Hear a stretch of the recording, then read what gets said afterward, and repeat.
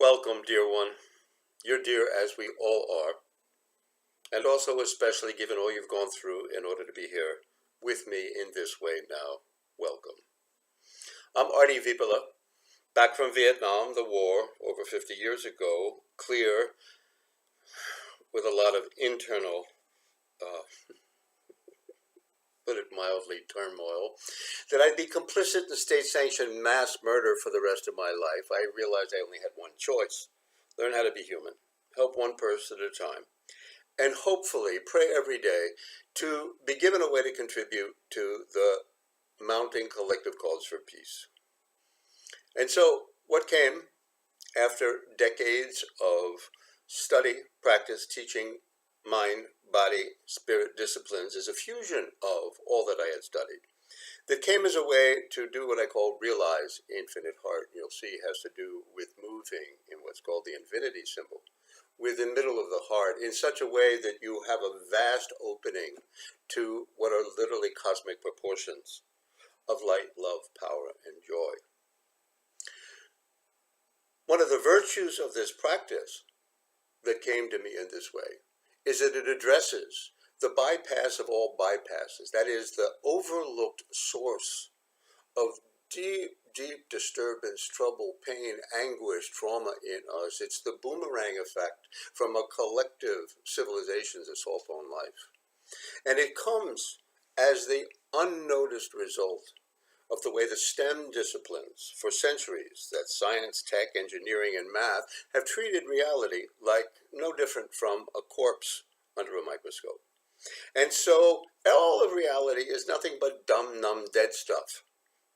Physical forces, chemical elements, dark matter, black holes, with a local biological series of accidents that have happened and have resulted in us, and we look for our psycho-spiritual consolation prizes to slap on top. Now, I know that's not what people who watch this kind of tape believe, but that underlying official reality remains in place until we specifically, clearly, consciously address, melt through it. And I'm going to show you a way in which this practice, before I give you the Dr. Feelgood part, how it begins to do that. If there's a whole education involved, but I'll give you some major suggestions and hints so that you have the beginnings of an understanding and are not just going along with what some guy says. So here's official reality. Okay, there you are. And we think that's a true picture. Now, in fact, it's an accurate picture, but it's no more true than that's a portrait of a human being. Accurate in one slice. Now, here's the patron for many of us, one of our many patrons, but a very outstanding one, Buckminster Fuller. You don't change reality by fighting against it, but rather by building an alternative model. And he came up with one, and we're going to draw on it here among other sources. And this one draws on, retrieves the ancient insight. You see, the painter of this and those who would understand what it means were not limited merely to visual data. They could get the sense that the energies that are internal to us are in precise and elegant and beautiful correspondence and harmony with the energies of the entire cosmos. So if we want to build up an alternative, superior model to the standard scientific, technical, engineering, and mathematical model with its base 10 highly complex mathematical formulae, Bucky suggested we begin as simply as is necessary to educate grade school children. And here's where we can begin. Wonderful Eastern depiction. And what is that? Well, yeah, yin-yang, but notice it's also the structure of 1, 2, 3. Why do we have to worry about 1, 2, 3? Because Mama Cosmos waltzes. It's all in waltz time. Bucky was very good. He invented this contraption for showing people this, and children can play with this. This is also a geometric suggestion of what's true in physics. There's action, reaction, and result. 1, 2, 3, 1, 2, 3, 1, 2, 3. You'll find this all over the place. This is the basis of form. It's also the basis of all experience. You need past, present, and future. You need 3 dimensions of space. And when you walk, you take a step, you shift you do the step, you allow the weight to go on the back leg, then you welcome a coordinating of both, and you'll see that 1, 2, 3 and everything, including how you're decoding my signals, allowing some experience of its meaning to come, and then coming to welcome, now I know what he's saying. That happens over and over and over again. So, well, then as Buggy showed, you put 2 of these together, 2 3s, and you get 6. And that happens this way. The triangle ends bend up and you get a tetrahedron. And here's another way of depicting it. He put in his magnum opus, where the 2 come together and make 6, or 1 quantum. What? All that fancy, complicated physics stuff can be depicted this way? Yeah, how come? Because this has intrinsic to it the way Mama Cosmos has worked out her amazingly elegant, precise, and beautiful interrelationships. This opens out into what Bucky says. This is the vector equilibrium of every energy field. This is how it goes back and forth. It's an elaboration out of what was known to the ancients. 12 spheres of the same size cluster exactly around a 13th. Here's what this looks like when you draw a picture of it. And here it is in your life, mine, and everybody's when we first roll over, get up on all fours, and learn how to crawl. We have 12 plus 1 major joints, and we're moving in a particular way that boogies, like this does, back and forth. The hips and shoulders go contralaterally, it's called. And in a way that the middle goes like this, a figure 8.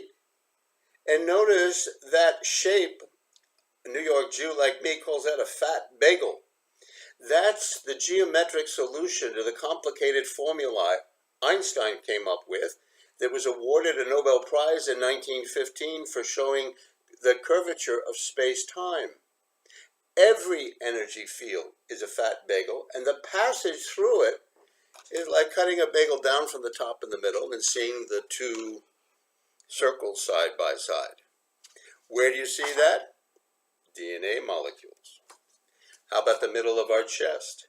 Our rib cage with the 12 ribs. Here's a photo that turned up the aura of the Milky Way. And I really knew this is coming together in some way that's way beyond anything that anybody could make up. When the lectures of 1921 by Rudolf Steiner on astronomy as the basis of all the sciences to his first collection of Waldorf teachers said, you know, the astronomers, cosmologists have been wrong. He could see clairvoyantly that the planetary orbits are not ellipses or circles, they're figure 8s. The inner orbits are on a smaller figure 8 with the sun and earth having their own little dance, and the outer, I call them orbits, the outer planets having a larger figure 8. And what does that open out into? Well, the 12 internal angles, 3 at each of the 4 corners of the tetrahedron, open out into the vector equilibrium with 12 vertices. And so you see that structure all over the place. The 12 constellations of our zodiac. The 12 cranial nerves in our one head. The 12 meridians in one energy body. The 12 plus 1 major joints in our body. This is from the Mayan ruins. It became very popular a few years ago in 2012, as if the Mayans had a corner on this. No, they had a unique insight, but it is all over the place. Because what we have here in the tetrahedron, what Bucky found is the minimum number of geometric features in this is 32. The 4 corners, the 4 sides, the 6 edges, the 12 internal angles, the inside, outside, convex, concave, spinning on a corner or a pair of sides, 32. The number of nerves up and down your spine, 32. The number of paths of wisdom in Kabbalah, where Newton suspected there was some secret code in the Hebrew Bible, but he couldn't find it. We needed a translation of the ancient manuscripts in the 20th century to tease it out. 32. And then those of you who know resonance physics and Nassim Haramein, you know, makes a big deal about the 64 tetrahedron, the 2 times 32, that is the configuration of this vector equilibrium fleshed out. So, okay, breakneck speed through that so that we can get to this. You enact so you can embody, experience, exude cosmic energies as never before by recovering the fluidity in the middle of your chest. This is the fourth energy down in Kabbalah, up in yoga. The mystical meaning of heart in Hebrew is 32. They already were on to. This is the secret opening for all that is. So you restore the fluidity there and then can move in a plane that's not vertical or horizontal, but rather is 45-degree angles from both. You move up and to the right clockwise. This is going to be reversed for you, right? And down, and then up and to the left counterclockwise, around and down. And yes, I'm going patiently, gently, sensitively. Patiently notice this moment to moment to moment. Gently feel this moment to moment to moment. Sensitively respond to this moment to moment to moment and pleasurably enjoy this. Enjoy this. Enjoy. Bring joy into this moment to moment to moment. Why? So that you melt through the embodied, deeply habituated tendencies to rush. Well, it's time for you. Be harsh. Who cares what you feel? Forceful. Get it done.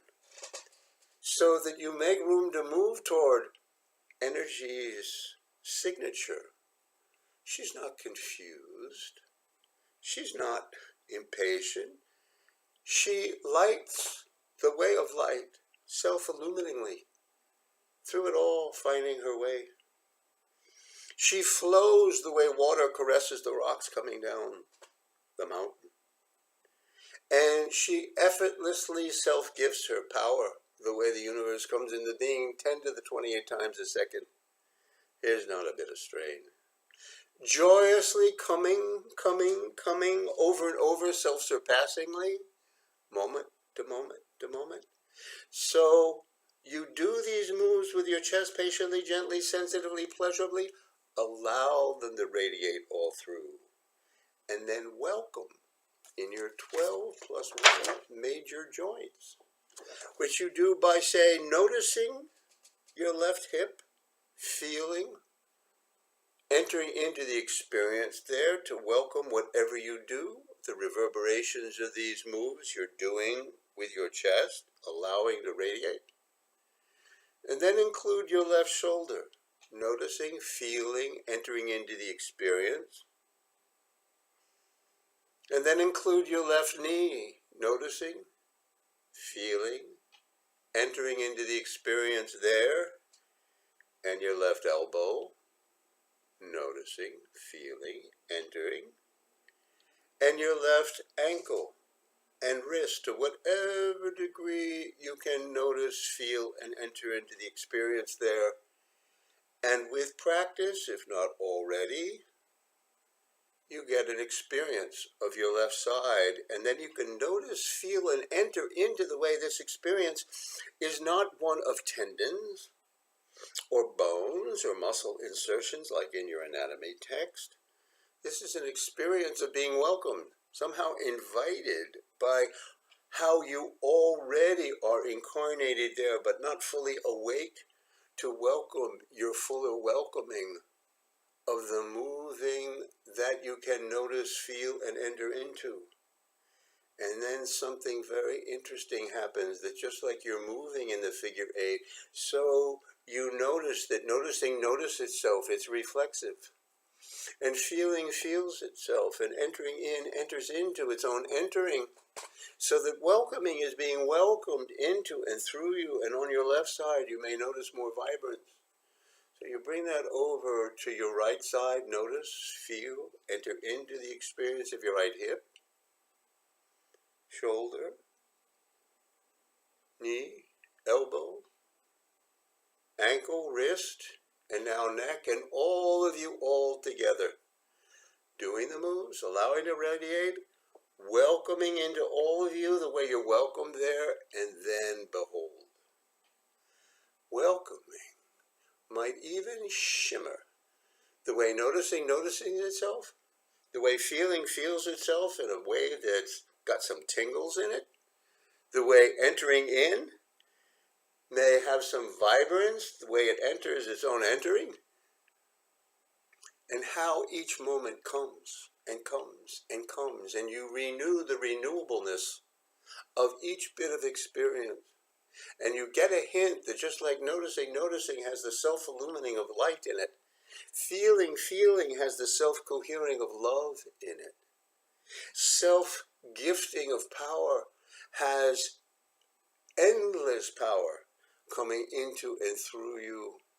And the coming has the self-surpassing, ever-renewing, self-renewing of cosmic joygasming coming into like our birthright in our gift. And so you begin to get a hint of where you don't have to mock it up, and you don't have to engineer it or hype it. You don't have to pretend you can get in touch with an elemental, fundamental, timeless truth of our cosmic being as the source of the light, love, power, and joy you can direct at will. To begin your day, to begin a session of meditation or healing or soul retrieval, a meeting, a working on stuff, like charting your time, working out your life, your love, your legacy. There'll be more of these to come. Stay tuned. Blessings to you. Thanks for hanging in with me.